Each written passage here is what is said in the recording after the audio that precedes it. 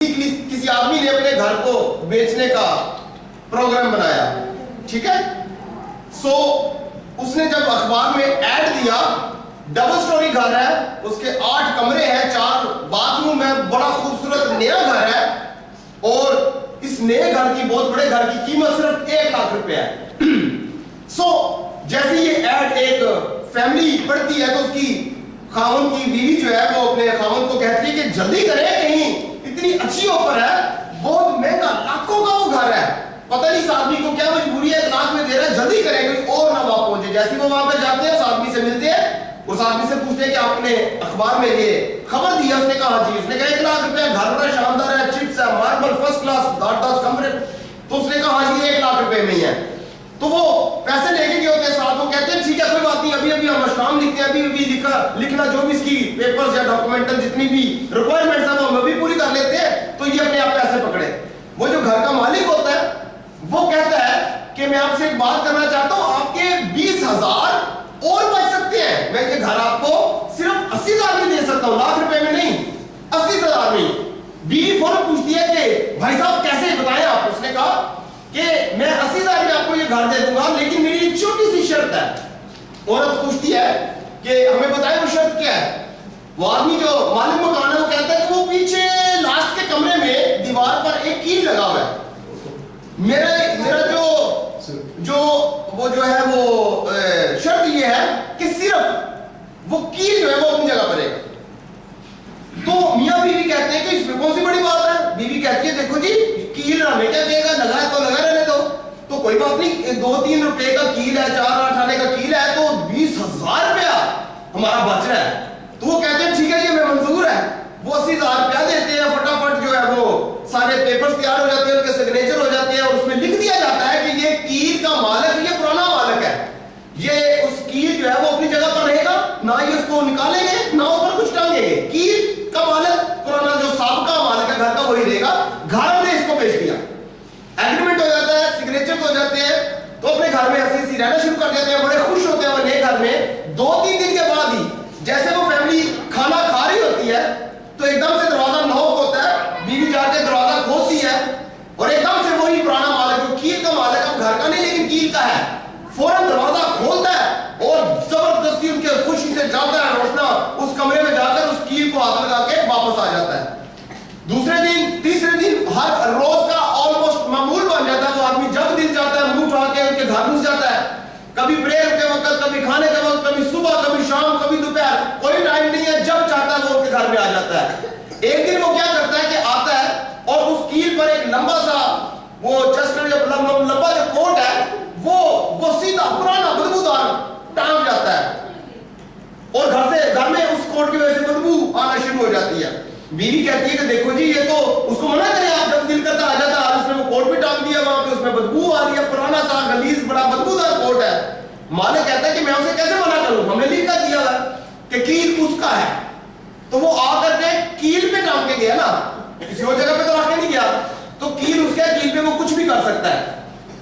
تو اگلے دن وہ آتا ہے تو ایک مرا ہوا چوہا وہ اس کوٹ کی پاکٹ میں ڈال جاتا ہے. اب گھر میں اور زیادہ بدبو ہو چکی ہے, ان کا کھانا پینا, سونا, اٹھنا, بیٹھنا اجیرن ہو چکا ہے, بڑی پرابلم ہے, بڑی مشکل ہے. وہ عورت بہت پریشان ہو جاتی ہے, آدمی بھی کافی دنوں کے بعد دوسری پاکٹ میں آتا ہے اور مرا ہوا خرگوش ڈال جاتا ہے, بدبو گھر میں پھیل جاتی ہے, اور وہ بڑے تنگ آ جاتے ہیں جنہوں نے گھر خریدا ہوتا ہے 80,000 روپے میں صرف 20,000 بچانے کے لیے. تو وہ عورت کہتی ہے, بہت تنگ آنے کے بعد عورت کہتی ہے کہ آپ پولیس اسٹیشن میں جائیں, آپ لوگوں کو اکٹھا کریں, میں اس طرح اس گھر میں نہیں رہ سکتی, گھر میں صرف بدبو ہی بدبو ہے. وہ کہتا ہے کہ اگر میں پولیس میں جاتا ہوں, میں کسی علاقے کے معتبر آدمی سے بات کرتا ہوں, میں کسی سے بھی بات کروں گا تو وہ یہ کہیں گے کہ آپ نے لکھ کے دیا ہے, کیل تو اس کا ہے, اور وہ اپنے کیل سے جو چاہے کر سکتا ہے. وہ کوٹ ٹانگے, اس کوٹ کی پاکٹس پہ کچھ بھی رکھے, کیونکہ کیل کا مالک وہی ہے. سو ایک کچھ دن کے بعد جب بہت تنگ آ جاتے ہیں تو وہ پرانے جو سابق جو مالک ہوتا ہے اس کو بلاتے ہیں اور ہاتھ جوڑ کر کہتے ہیں کہ پلیز ہمارے تو پیسے بھی رکھ, ہمیں پیسے بھی نہیں چاہیے, اپنا گھر بھی تو واپس لے, اور ہم اس گھر میں نہیں رہ سکتے. سو مختصر یہ کہ وہ گھر کا پرانا مالک اپنے گھر کو پرانے کو واپس لے لیتا ہے, پیسہ بھی اسے مل جاتا ہے, اور جو نئے لوگ آتے ہیں وہ ہاتھ جوڑ کر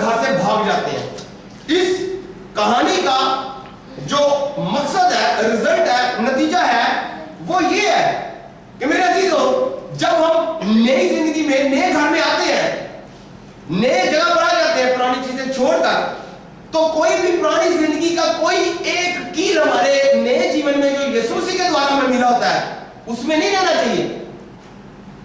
शैतान हमेशा हमारे जीवन में कोई ना कोई एक कील चाहता है कि हम उसके साथ एग्रीमेंट करें। मैं ये भी नहीं करूंगी, मैं ये भी नहीं करूंगा, मैं वो छोड़ चुका हूं, मैंने बुतपरस्ती छोड़ दिया, मैंने जादूगिरी छोड़ दिया, मैंने शराबनोशी छोड़ दिया, मैंने गालियां बकना छोड़ दिया, मैं ये करता था, मैं ये करती थी, अब मैं यीशु मसीह में नई मखलूक हूं, खुदा का बेटा बेटी बन चुकी हूं। लेकिन शैतान चाहता है कि हमारा ये जो घर है इसमें कोई ना कोई एक कील वो रखे।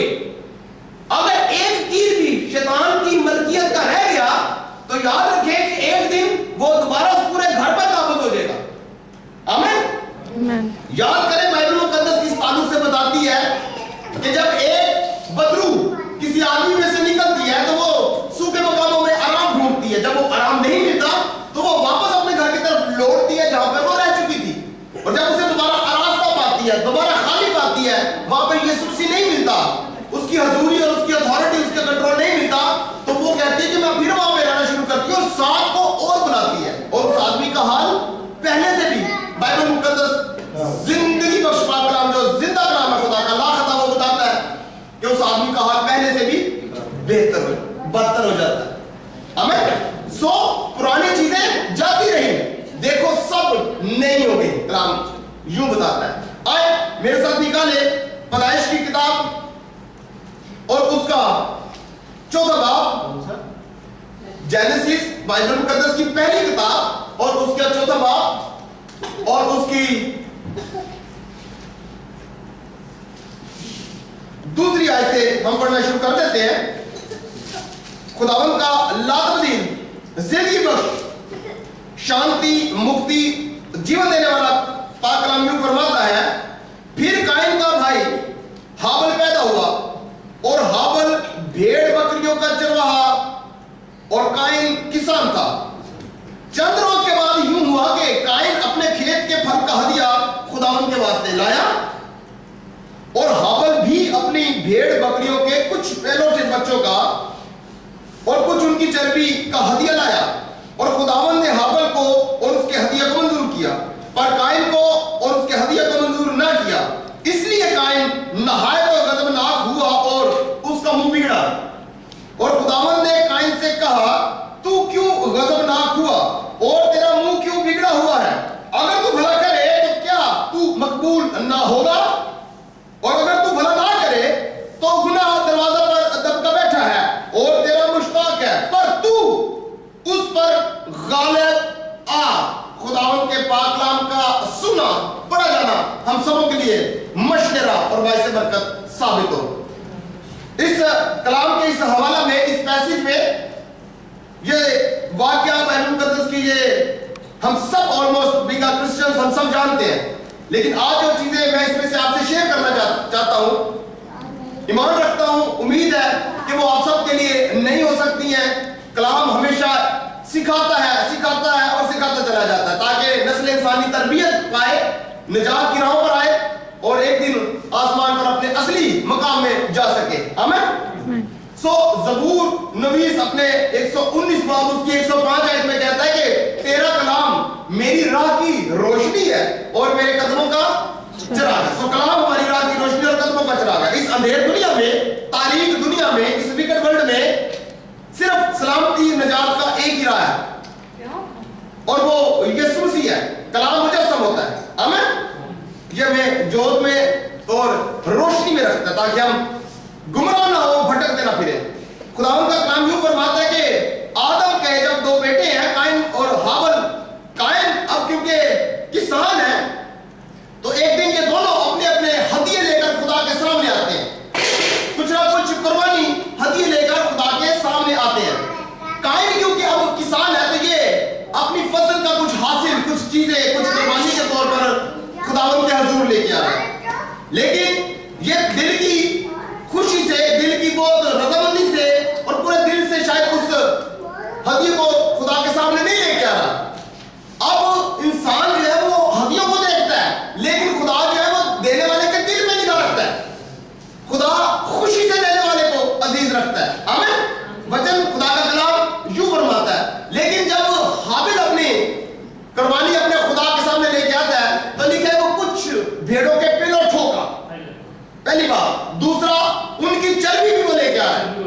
ان کی فیٹس، ان کی چربی بھی وہ خدا کے حضور لے کے آتا ہے. سو خداوند نے اس کے ہدیہ کو بھی دیکھا ہے کہ اس نے جب یہ ہدیہ میرے لیے اپنے فروغ میں سے، اپنے غنم میں سے نکال رہا تھا تو یہ کر کیا رہا تھا؟ بیسکلی خداوند اس کی ہر ایکٹیویٹی پر اس کی نظر ہے خداوند کی. خداوند یاد رکھے کہ میرے اور آپ کے تمام کاموں سے، سوچوں اور خیالات سے بخوبی واقف ہے. بزرگ داؤد اس تعلق سے یوں فرماتا ہے کہ تو میرا اٹھنا اور بیٹھنا جانتا ہے، تو میرے راستہ اور میرے خوابگاہ کی چھان بین کرتا ہے، تو میرے خیال کو دور ہی سے سمجھ لیتا ہے. ابھی وہ بات جو ہم اپنے من میں سوچ رہے ہوتے ہیں، آپ کا کریٹر آپ کے خیالات کو جان چکا ہوتا ہے، جبکہ ابھی تک دھرتی کا کوئی ایسا آدمی آپ کے خیالوں سے واقف نہیں ہے، لیکن خدا ہے جو میرے اور آپ کے سوچوں اور خیالات سے واقف ہے. آمین. سو اب ہابل کو اور قائن دونوں بھائیوں کو خدا دیکھ رہا ہے کہ قائن جو ہے وہ کس نیت سے، دل کی کتنی خوشی سے اور کتنی خداوند کی دل میں آنر اور محبت رکھتے ہوئے خدا کے لیے ہدیہ نکال رہا ہے، اور دوسری طرف وہ ہابل کو بھی دیکھ رہا ہے. اب ہابل نے بڑا خوبصورت، بڑا اچھے پیلوٹے اور چربی خدا کے لیے وہاں سے نکالی ہے، اور خداوند کا کلام فرماتا ہے کہ خداوند نے اس کو، ہابل کو اور اس کے ہدیے کو قبول کیا. جیسے ہی قائن یہ دیکھتا ہے کہ اس کے بھائی کا ہدیہ اور بھائی اس کا قبول کیا گیا، خدا کی نظر میں منظور ٹھہرا، مقبول ٹھہرا، تو ایک دم سے شیطان اس کے دل میں جیلس، غصہ، حسد کبھی بو دیتا ہے. اب اس حسد، جھگڑے اور نفرت کے بیج کو قائن فوراً رسیو کر لیتا ہے، اور بائبل مقدس یوں فرماتی ہے کہ وہ اس کا منہ بگڑ جاتا ہے. وہ اس وقت غصے میں ہے، اور آل نوئنگ گاڈ، سب جاننے والا خدا ایک بار پھر قائن کے دل کے خیالوں سے واقف ہو جاتا ہے. اب خدا جانتا ہے کہ یہ اپنے بھائی کے لیے بدی میں سوچ رہا ہے، اس کا منصوبہ اپنے بھائی کے لیے بدی کا ہے.